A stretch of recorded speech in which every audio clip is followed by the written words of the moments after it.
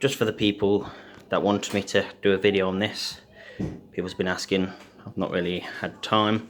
I've done half the work on it already and not even actually made a video, so this will be part 1, which it should be by now by about part 8. Centrifugal clutch on it, new exhaust. All the parts I bought for it are off eBay, apart from the brand new carb, which I already got that with it.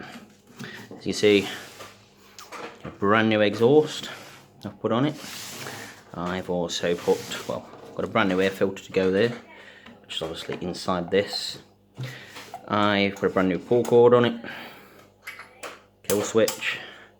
There's a new petrol tank to go on it, which is in that box. It is, give me a moment, if you can see that properly. Okay, under gx160. Governor's been took off, as far as I've been told. I will be taking this off to check, so it should unlock a few more ponies. I was planning on putting this on the mobility scooter, but to be fair, I don't think I'm going to do that because I like the scooter as it is, so this might go on a mini chopper.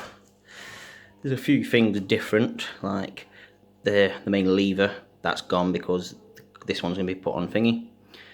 Don't know why I said thingy on the choke, but yeah.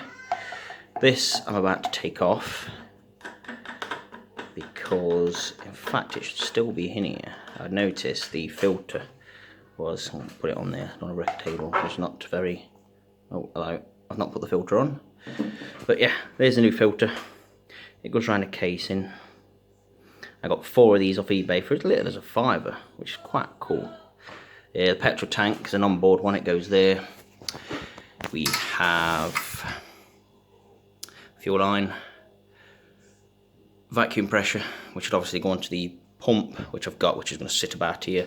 Petrol tank bolts onto these and onto there, which I should be doing very soon. So yeah, okay, if anybody's got any questions, let me know.